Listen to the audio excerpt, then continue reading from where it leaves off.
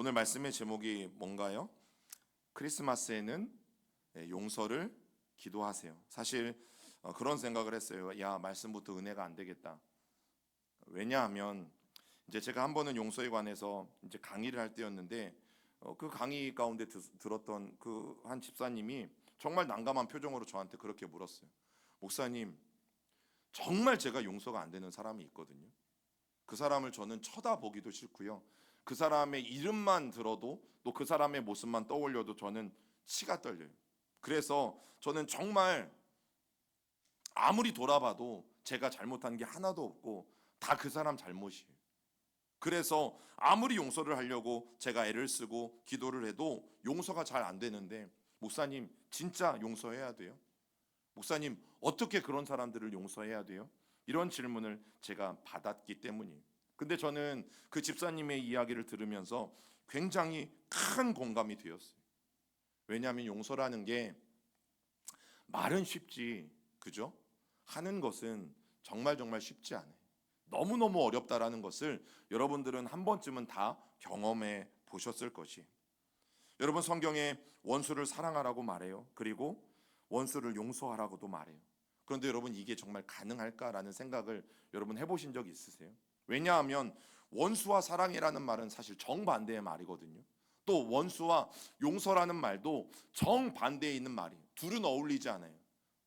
그죠? 원수에게는 어떻게 해야 합니까? 복수해야죠. 네.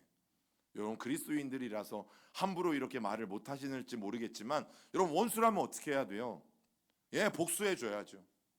내가 받은 것 거기에 더해서 우리가 두 배, 세 배를 가지고 나를 힘들게 한 사람을 여러분 보복하고 복수해 주는 게 맞지 않나라는 생각들을 하게 되어져요. 여러분, 사랑하면 더 이상 그 사람은 원수가 아니거든요. 또 용서해 주면 더 이상 그 사람은 원수가 아니에요. 원수라고 하면 절대 사랑할 수 없다라는 것을 여러분, 우리는 몸소 체험하고 있다라는 사실이죠. 그래서 어느 목사님하고 사실 그 스님이 이 설전이 한번 붙었어요. 이게 종교 간의 이런 논쟁과 설전이 붙으면 서로 양보하고 싶은 마음이 절대 없어요. 그래서 정말 지기 싫은 목사님이 먼저 말했어요. 기독교에서는 원수도 사랑하라고 가르칩니다. 와, 막 기독교의 자부심이 뿜뿜하잖아요. 자, 그런데 스님이 그 이야기를 듣고서 이렇게 말했어요. 불교에서는 원수가 없다고 가르칩니다. 여러분, 누가 한수 위인 것 같아요? 네. 원수는 없다고 가르치는 게 어떻게 보면 한수 위라고 저는 생각이 되어져요. 여러분, 그래서 우리가 누군가를 원수로 여기면서 말로는 그래, 원수를 사랑하자, 우리가 원수를 용서하자, 여러분, 이렇게 말을 하게 되어질 때에 그 말을 어떻게 듣느냐에 따라서 우월감이나 그렇게 말하는 사람들에게서 독선이 느껴지기도 한다라는 사실이에요. 여러분, 그러면 우리가 조금 짚고 넘어가야 될 게 뭐냐면, 이 크리스마스를 기다리면서 이미 제목부터 어렵다라고 말씀드렸잖아요. 용서를 위해서 기도하는 것, 그게 성탄절을 준비하는 우리의 자세인데 그게 가능할까?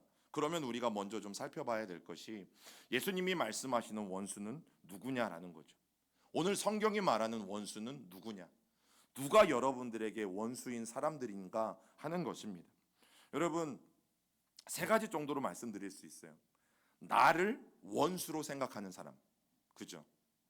그리고 내가 원수라고 생각하는 사람, 상대방이 나를 원수로 생각하는 사람일 수도 있고, 아니면 내가 그 사람은 내 원수야 라고 내가 생각하는 사람일 수도 있고, 또 그것도 아니면 우리 가족에게, 아니면 나에게 나는 아무런 잘못이 없어요. 진짜 잘못이 없어요. 그런데 나에게 온갖 치명적인 피해와 또 나에게 힘들게 나를, 그리고 우리 가족들을 괴롭히고 그렇게 피해를 입힌 사람들을 우리가 원수라고 생각할 수도 있어요. 여러분, 일반적으로 사실 기독교가 이제 지탄을 받는 이유 중에 하나가 바로 이 용서라는 말 때문이에요. 왜냐하면 용서에 대해서 말을 하게 되어지는데 가해자가 용서에 대해서 말한다라는 거죠. 제가 종종 영화 밀양에 대해서 예를 많이 듭니다. 이 밀양의 여주인공은 자기 아들이 유괴를 당했고 결국 유괴범에게 살해를 당해요. 그리고 그것 때문에 너무너무 괴로워 있던 찰나에 그런 순간에 그가 신앙을 접하게 되어지고 드디어 교회 안에서 사랑과 용서를 배우고 내가 이제는 이 유괴범을 용서해야겠다라는 마음의 결정을 내리고 이 유괴범이 복역 중인 그 교도소에 찾아가죠. 그리고 그때 사실 이 주인공 여인이 절망을 합니다. 왜냐하면 그 자신의 아들의 유괴범을 죽인 그 살인범을 찾아갔을 때 그 사람이 했던 말이 그거예요. 나는 이미 하나님께 다 용서받았습니다. 가해자인데 나는 이미 하나님께 다 용서받았기 때문에 나는 하나님 앞에 이 안에서 회개했고 나는 이 안에서 하나님을 만났고 이미 나는 하나님께 다 용서받았기 때문에 이제 나는 자유합니다 라고 말하는 이 가해자를 바라볼 때 이 여주인공은요 하늘이 무너져 내리는 것을 경험했어요. 왜냐하면 아직 피해자인 자기는 용서할 마음이 없거든요. 그리고 그 감정이 정리가 되어지지 않았어요.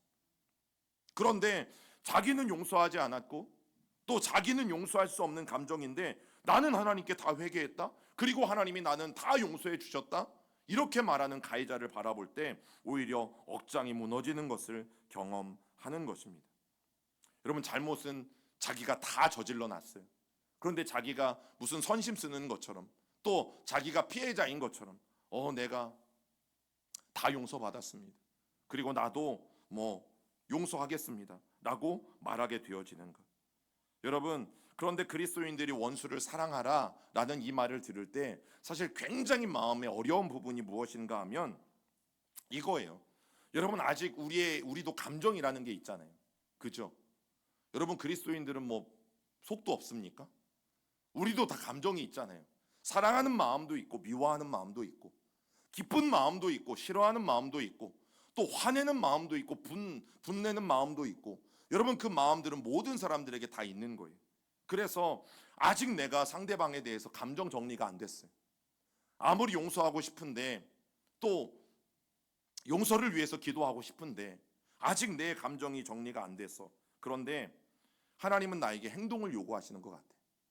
원수를 사랑하라고 하나님이 대뜸 말씀하시니까 여러분, 이 말씀이 잘 받아들여지세요? 오히려 원수에게 복수하라 이러면 우리는 아멘하고 갈 거예요.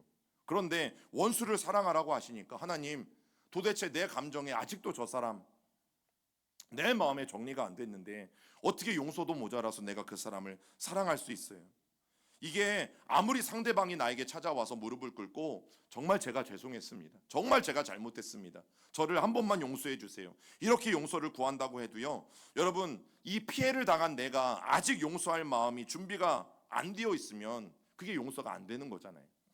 또 내가 마음의 결정에 그래 용서하겠습니다 라고 용서를 했다고 해도요, 과거에 벌어진 그 잘못이, 그 사람의 잘못이 없던 일이 되지는 않아요.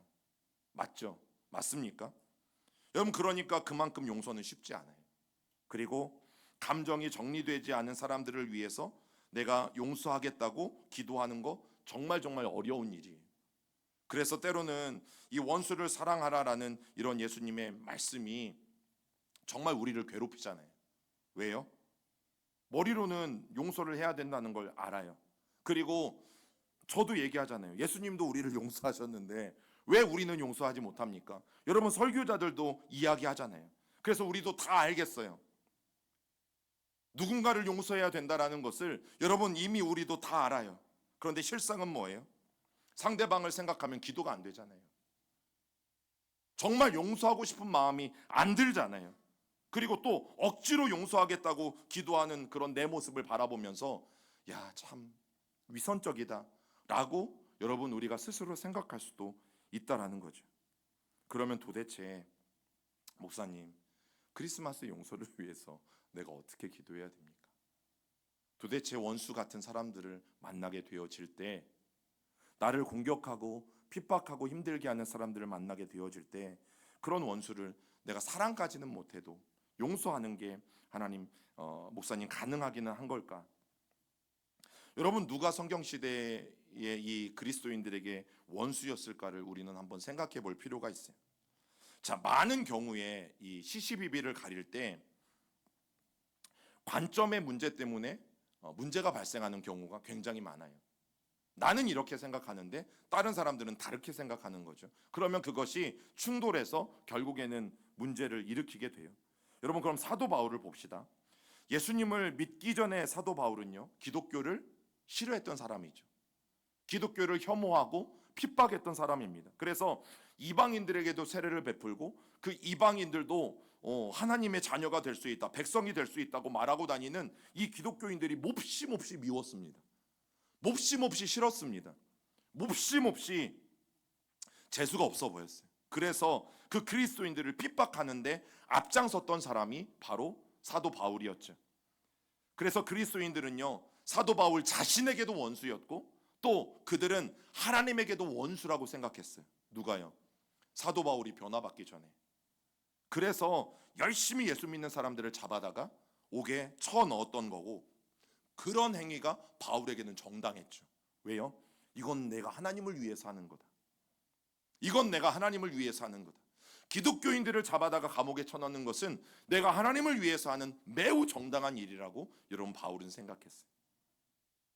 그리고 바울은 그 당시에 기독교인들을 원수로 여겼던 거죠. 여러분, 로마인들도 비슷했어요. 그리스도인들을 어떻게 여겼냐면 반사회적인 집단으로 여겼습니다. 그리스도인들을 당시에. 또 로마인들은 다원적 종교를 굉장히 중요시했거든요. 그러다 보니까 신이 굉장히 많아요. 그런데 유일신을 주장하고 또 하나님은 형상도 없잖아요. 그러다 보니까 오히려 무신론자들이다라고 기독교인들을 비난했어요. 또 하나는 저들은 이상한 사교 집단이다. 와, 모여서 같이 밥 먹고 모여서 같이 떡을 떼고 있는 것 없는 것을 서로 나누고, 그렇기 때문에 기독교인들을 뭐라고 평가했냐면 제거해야 될 사회 악으로 여겼어요. 여러분, 그러니까 이 시대에 핍박이 굉장히 심했다라는 것을 우리는 짐작할 수 있어요. 기독교인들은 로마 사람들이 보기에 사회 질서를 해치는 사람들이었어요. 사회에 도움이 되어지지 않는 사람들이었어요. 그리고 사회가 정해놓은 규범에 도전하는 그런 원수들로 여러분 로마인들은 기독교인들을 생각했다라는 거죠. 자, 그런데 그런 그리스도인들이 지금 뭐라고 말하냐면, 야, 우리가 로마인들을 용서해야 된다. 우리를 핍박하는 그런 바울이나 그 유대인들을 우리가 용서해야 된다. 그런데 여러분, 로마 사람들이나 바울이 생각할 때는 뭐라고요? 원수라고. 이들이 나쁜 사람들이에요. 이 기독교인들이 그래서 이렇게 말하는 것 자체가 너무너무 기가 막힌 거예요. 지들이 뭔데 지들이 우리를 용서한대? 지들이 뭔데 지들을 우리를 사랑한대? 이런 서로 다른 관점들이 존재했던 시대가 바로 성경 시대였다라는 사실이에요. 여러분, 그렇게 원수를 사랑하는 말씀이요, 만약 상대방을 원수로 규정하고 또 내 자신과 그들은 다르다라는 그런 입장의 것들을 의미한다면 이것은 서로에게 독선이요 또 서로에게 얼토당토하는 말로 들릴 수밖에 없다라는 사실이죠. 자, 그럼 예수님은 어떻게 하셨어요? 예수님은 자신을 반대했던 사람들, 자신을 죽이려고 했던 사람들, 그 사람들을 단 한 번도 원수로 여긴 적이 없으세요. 오히려 종교 지도자들을 꾸짖긴 하셨어요. 바리새인과 서기관들의 외식을 하나님은 강하게 꾸짖긴 하셨어요. 그런데 주님은 그들을 꾸짖었을 뿐, 그것도 긍휼의 마음으로 꾸짖으신 것이지 그들을 원수로 여기신 적이 단 한 번도 없어요. 심지어 십자가에 달리셨을 때 그 예수님을 핍박하고 예수님을 십자가에 못 박은 로마 군인들을 향해서 하나님 앞에 어떻게 기도하십니까? 하나님, 저들이 하는 짓을 알지 못해요. 그러니 하나님, 저들의 죄를 용서해 주세요 라고 십자가 위에서 기도하시죠. 여러분, 예수님은 그들을 원수로 여기시지도 않으셨어요. 그러니까 원수로 여기면서 야, 그럼에도 불구하고 내가 그들도 사랑해야지 이렇게 애쓰신 것이 아니라 아예 애초에 그들을 원수로 여기지 않으셨어요. 그리고 오히려 불쌍히 여기시고 긍휼을 베풀어 주셨죠. 여러분, 그러면 여기에서 결론이 나요. 오늘 본문이 말하는 원수를 사랑하라, 이 말씀은 이 성경 문맥 속에서 보면 내가 원수로 여기는 사람이 아니에요. 반대로 나를 원수로 여기는 사람이에요. 어차피 은혜를 받은 그리스도인들에게는요, 원수가 존재하지 않게 되어지죠. 그죠? 막 은혜 가운데 있으면 다 용서가 되잖아요. 그런데 성경에서 원수를 사랑해라 그리고 원수를 용서해라라고 말할 때는 그리스도인들이 미워했던 사람들이 아니라 바로 당시의 그리스도인들을 미워한, 원수로 여긴 바울 같은 사람, 유대인 같은 사람, 그리고 로마인들 같은 사람들, 바로 그 사람들을 말하는 거예요. 여러분, 그러면 더 마음이 힘들어져요. 왜요? 이 기독교인들은 잘못한 게 없잖아요. 그저 하나님의 말씀을 따라서, 예수님의 말씀을 따라서 순종하며 살아간 것 뿐인데, 자기들은 아무 잘못이 없는데 바울이 자기를 핍박해. 그리고 로마 사람들이 사회악으로 여기면서 그 그리스도인들을 핍박해. 여러분, 그래서 용서는 사실 감정이 아니라 법적인 문제라고 말씀을 드리고 싶어요. 여러분, 용서는 더 이상 감정의 문제로 여러분들이 마음속에 담아두지 마세요. 용서는 법적인 문제예요. 우리를 힘들게 만들었던 사람들을 어떻게 용서할 수 있을지, 이건 모든 사람들에게 다 고민이에요. 그죠? 앞서 말씀드린 것처럼 그 집사님처럼 우리를 힘들게 하고 미워했던 그 사람을 그리스도의 이름으로 용서해주고 다시 사랑하고, 여러분, 이렇게 말하는 것들 사실 가능하지 않아요. 그래서 대부분은 목사님 정말 용서 안 돼요. 용서하기 싫어요. 용서하고 싶지 않아요. 용서 못 하겠어요. 여러분, 이렇게 말하게 되어진다는 거죠. 실제로 나치에 의해서 성추행과 모욕을 당했던 코리 텐붐 여사가 이제 전쟁이 다 끝나고 이제 어느 집회에서 우연히 이 과거 수용소의 간수를 다시 만나게 됐어요. 여러분, 이 코리 텐붐 여사가 어땠을까요? 그 과거에 끔찍했던 자기가 받았던 이 고문과 기억들이요, 다시 살아났어요. 그래서 그 사람을 본 것만으로 온몸에 경직이 오고 벌벌벌 떨었다라고 그가 고백했어요. 속이 울렁거려서 토하고 싶을 정도로 그렇게 무서웠다라고 그가 고백했어요. 여러분, 이처럼 생각만 해도 치가 떨리는 사람들이 있는데 어떻게 이런 사람들이 용서가 돼요? 평생 그 기억은요, 지워지지 않기 때문이죠. 여러분, 그런 경우 옆에 있는 사람들이 당신이 예수 믿는 사람이니까 용서해야지, 여러분, 이렇게 말할 수 없어요. 용서를요, 강요할 수 없어요. 당사자가 아닌 이상 당신이 예수 믿는 사람인데 그래도 용서해야지, 여러분, 우리가 권면은 해줄 수 있을지 모르지만요, 강요는 안 돼요.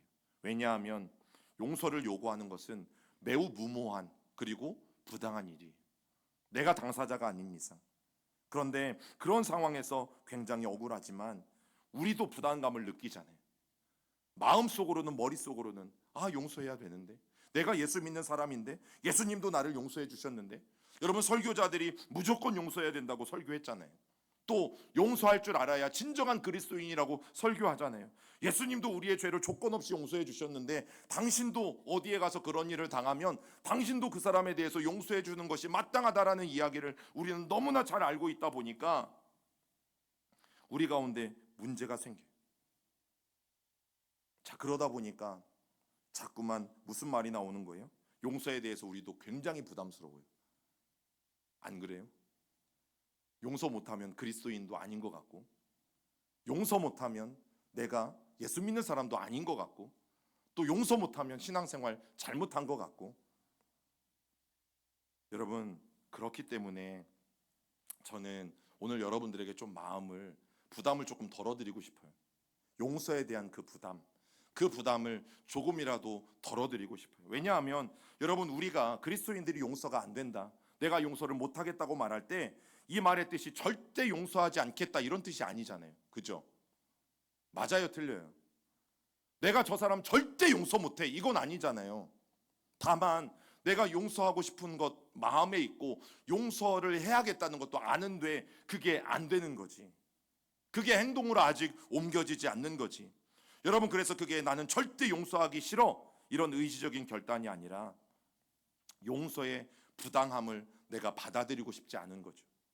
내가 지금 감정 정리가 안 됐고 내 마음의 정리가 안 됐는데 지금 나는 저 사람을 절대, 그래서 지금 이 순간에는 용서할 수 없다라고 우리는 표현하는 거죠.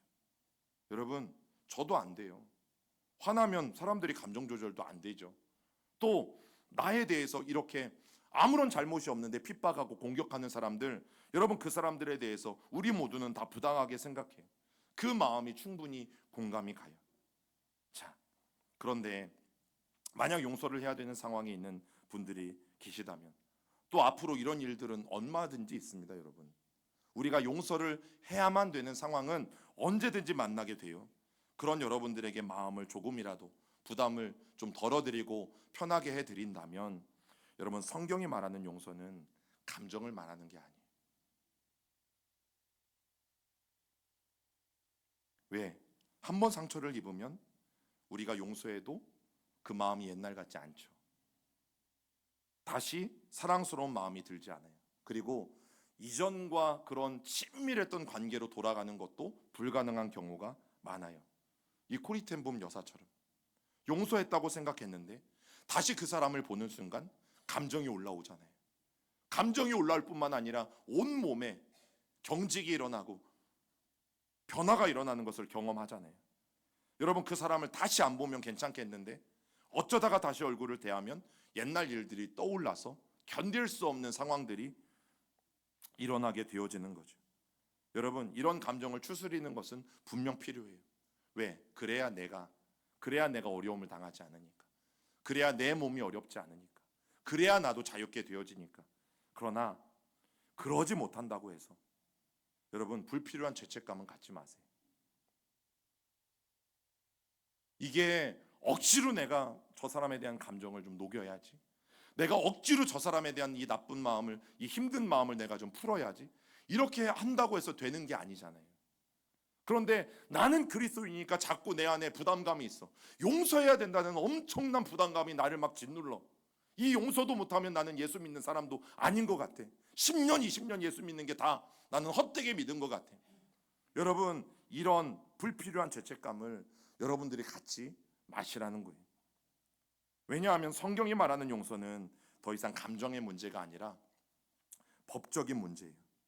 자, 용서한다라는 말의 의미를 우리는 어떻게 받아들였냐면 다시 친구가 된다, 다시 옛날처럼 좋았던 관계로 다시 돌아간다. 여러분, 이렇게 우리가 용서를 받아들이고 있어요.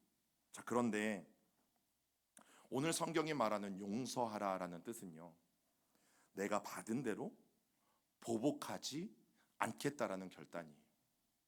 전혀 다르죠.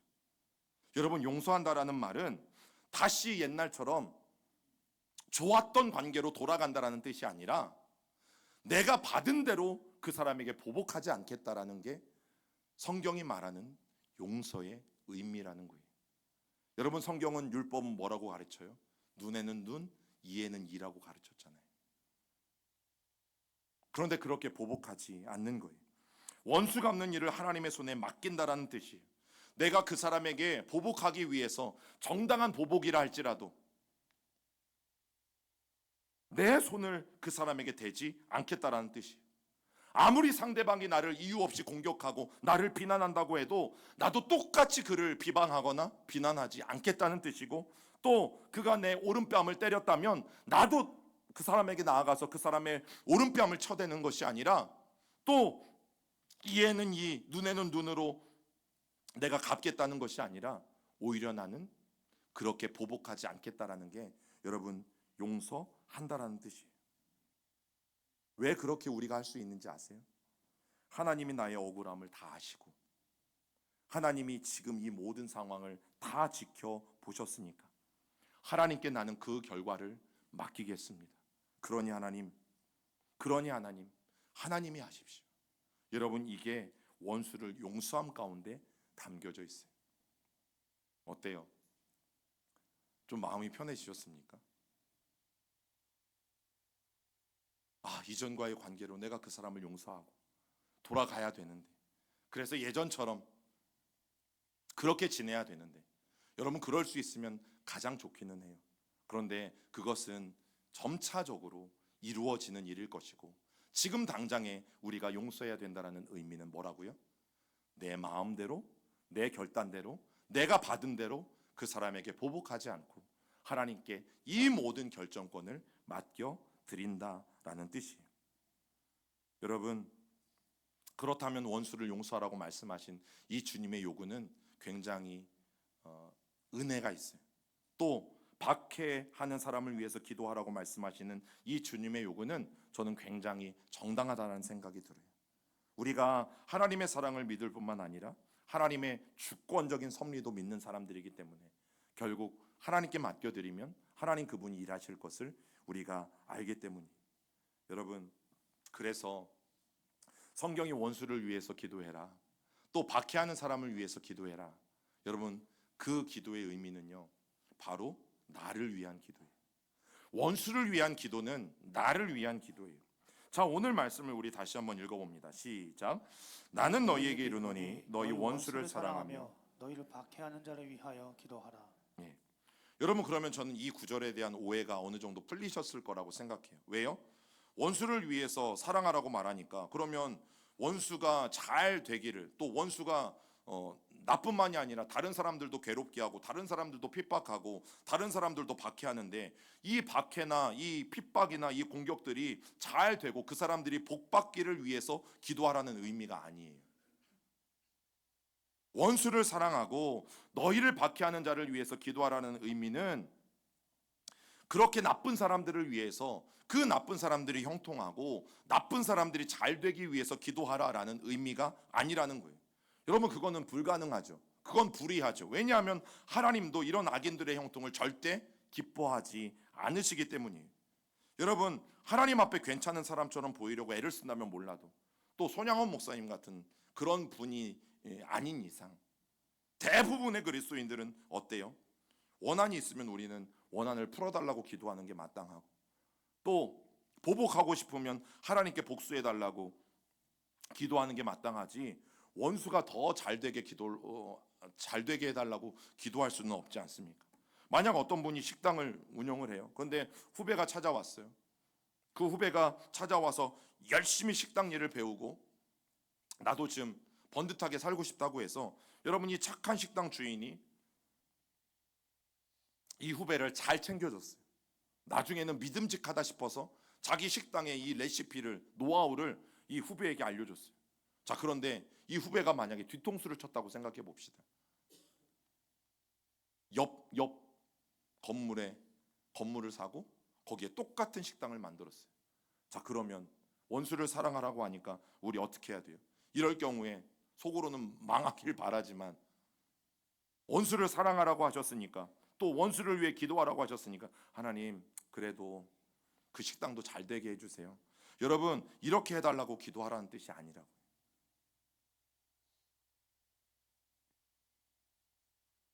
물론 그렇게 기도할 수 있는 분들도 있어요. 진짜 신앙의 고수들은 그렇게 기도할 수 있어요. 여러분, 제가 오늘 드리고자 하는 말씀은 그렇게 기도해야 참된 그리스도인인 것은 아니라는 거예요. 조금 여러분들의 이 어깨의 용서에 대한 짐을 덜어드리고 싶다니까요. 꼭 이렇게 기도해야지만 진짜 그리스도인인 것은 아니다라는 말씀을 드리고 싶어요. 여러분, 우리는 당연히 불의가 응할 수 있도록 기도하면 안 되죠. 불의가 잘 되도록 기도하면 안 되죠. 악인들이 형통하게 해달라고 기도하면 안 되죠. 여러분, 그게 맞아요. 그런데 박해하는 자를 위해서 기도하라는 이 말씀은요, 더 열심히 그들이 박해할 수 있도록 기도하는 사람들이 그들을 축복하라는 의미가 아니라는 거예요. 아까도 말씀드린 것처럼 여러분, 원수를 용서하고 박해하는 사람들을 위해서 기도하라고 하는 이 말씀의 진정한 의미는, 야, 그게 너를 위한 기도야. 그 사람들을 위해서 기도할 때 그거는 그들을 위한 기도가 아니라 그게 바로 너를 위한 기도야 라고 하나님이 우리에게 말씀하시기 때문이에요. 로마서 12장 19절에 이런 말씀이 있어요. 같이 읽어봅니다. 내 사랑하는 자들아, 너희가 친히 원수를 갚지 말고 하나님의 진노하심에 맡기라. 기록되었을 때 원수 갚는 것이 내게 있으니 내가 갚으리라고 주께서 말씀하시니라. 여러분, 우리가 머리로는 알아요. 그래, 용서해야지. 그래, 이에는 이, 눈에는 눈. 그렇게 내가 똑같은 사람이 되면 안 되지. 그래, 내가 참아야지. 여러분, 이 생각들을 기독교인들이 다 가지고 있어요. 원수가 아무리 악을 행할지라도 하나님이 알고 계시고 갚아주실 거야. 그런 믿음이 여러분들에게 다 있잖아요. 그런 믿음 없는 사람들 없을 거예요. 자, 그런데 문제가 뭐라고요? 그 사람의 얼굴을 우리가 또 보면, 혹시라도 주변에서 그 사람의 이름이 언급이라도 되면, 또 잘 된다는 소식을 들으면 어떻게 돼요? 배가 아프잖아요. 화가 치밀어 오르고 망했어야 되는데, 내가 복수를 했어야 되는데 오히려 더 잘 되고 있는 그들의 마음을 바라보면서 더 내 마음이 쓰린 것들을 우리가 경험하게 되잖아요. 이럴 때 나를 박해하는 사람을 위해서 기도하라는 의미가 결국 네가 나서서 원수를 갚으려는 그 충동을 이기게 해달라는 기도와 같다라는 거예요. 박해하는 사람을 위해서 기도하라는 의미는요, 내가 자꾸만 원수 갖고 싶은 마음이 모든 사람에게 있어요. 내가 스스로 그 문제들을 해결하고자 하는 마음이 모든 사람들에게 있어요. 그런데 제발 그 원수 갚으려는 충동을 하나님 이기게 하여 주옵소서. 여러분, 이 기도가 바로 박해하는 사람들을 위해서 기도하라는 하나님의 뜻이라는 거예요. 여러분, 그것이 우리가 할 수 있는 박해하는 사람들을 위한 일이에요. 하나님, 원수는 하나님이 갚으신다고 하셨습니다. 제가 이 하나님의 말씀을 신뢰합니다. 하나님이 나의 억울함을 아시고 하나님이 이 모든 상황들을 속속들이 지켜보셨음에 그 원수는 하나님이 대신 갚으신다고 하셨기 때문에 하나님, 저는 오늘도 박해하는 사람들을 위해서 그래서 기도합니다. 여러분, 하나님의 주권적인 섭리를 믿는 거는 아멘은 누구나 다 할 수 있어요. 그런데 실제로 그렇게 행동하는 것, 그래서 주님께 결과를 맡기는 것 결코 쉽지 않습니다. 주님께 맡긴다고 하면서도 여러분, 원수가 잘 될 때는 견딜 수 없고, 또 원수가 내 앞에 나타날 때는 생각하면 생각할수록 그 과거에 힘들었던 일들이 또 떠오르는 것이 수도 없이 우리에게 반복되어지지 않습니까? 그래서 우리는 기도해야 되는 거예요. 그것도 지속적으로 기도해야 되는 거예요. 왜냐하면 주님의 주권을 입으로 인정하는 것과 실제 내가 행동으로 주님을 믿는 것은 다르기 때문이죠. 여러분, 주님의 주권을 인정하는 것은 그래서 치열한 영적 전쟁이에요. 내가 이 영적 전쟁의 한복판에서 말로만 주님의 주권을 인정하고 말로만 주님께서 원수를 갚아주실 것이라고 내가 고백할 것인지, 아니면 진짜 기도하면서, 그것도 지속적으로 기도하면서 주님이 원수를 갚아주실 때를 기다릴 것인지, 여러분, 이거는 완전히 다른 문제이죠. 성령의 도우심이 아니면 우리가 할 수 있는 일이 아니기 때문이에요. 무엇이요? 용서가. 그리고 나를 핍박하는 사람들을 위해서 기도하는 게 여러분, 성령의 도우심이 아니고서는 절대 우리가 할 수 없고, 또 우리가 경험한 분노와 상처는요, 그렇게 쉽게 사라지지 않습니다. 그렇지 않아요? 여러분, 또 상처라는 단어, 한 단어 때문에 과거의 일들이 생각이 나시는 분들이 있으실 것 아니겠어요? 그래서 원수를 위한 기도는요, 나를 위한 기도예요. 원수를 위해 기도할 때, 박해하는 사람들을 위해서 기도할 때, 그래, 하나님이 갚으실 거야. 하나님이 갚으실 거야. 하나님이 책임지실 거야.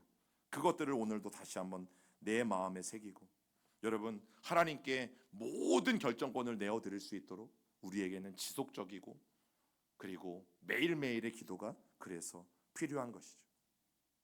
여러분, 원수를 위한 기도는 결국 나를 위한 기도예요. 그리고 원수를 위한 기도는 하나님의 주권을 인정해 드리려는 몸부림과 같아요. 그래서 성경은 원수를 위해서 기도해라, 또 박해하는 자들을 위해서 기도해라, 그리고 용서를 기도해라. 왜냐하면 결국 기도할 때 하나님이 반드시 그에게 갚으실 것을 여러분, 우리가 진짜로 믿어질 수 있기 때문입니다. 우리의 모든 상황에서, 또 심지어 너무나 답답한 상황에 있는 분들도 계실지 모르겠어요. 그런데 여러분, 우리가 그리스도를 통해서 하나님이 우리의 주인 되심을 인정하고, 또 하나님이 나의 주인 되심을 인정하는 사람은, 그래, 원수도 하나님이 갚으셔. 여러분, 이 사실을 분명히 마음에 받아들일 수 있는 사람이, 여러분, 그런 기도가 바로 저는 용서를 위한 기도예요. 여러분, 감정적인 것에 더 이상 얽매이지 마세요. 내가 지금 당장 감정적으로 다 풀어지지 않고 용서가 되어지지 않는다고 해서 여러분들이 나쁜 그리스도인들이 아니에요. 또 그런 여러분들을 향해서 그 누구도 진짜 그리스도인이 아니다 라고 말할 수 없어요. 하나님은 뭐라고요? 다만 그에게 똑같이 너도 보복하지는 마라. 그가 너에게 했던 것과 같이 똑같이 돌려주지는 마라. 그것은 온전히 나에게 맡기고 너는 오늘도 용서를 위해서 기도해라. 여러분, 이 정도면 할 수 있지 않으시겠어요? 이것조차도 어려우시겠어요? 그러면 계속 기도하셔야 돼요. 그러면 언젠가 우리의 마음이 조금 더 풀어지고 그래서 이게 조금씩 단계를 통해서 분명히 하나님의 이 일하심을 우리가 관계 속에서 경험하게 되어질 줄 저는 믿습니다. 그런 크리스마스 우리가 준비하고 또 그런 크리스마스 용서를 위해 기도하는 성탄절이 되기를 주님의 이름으로 축복합니다.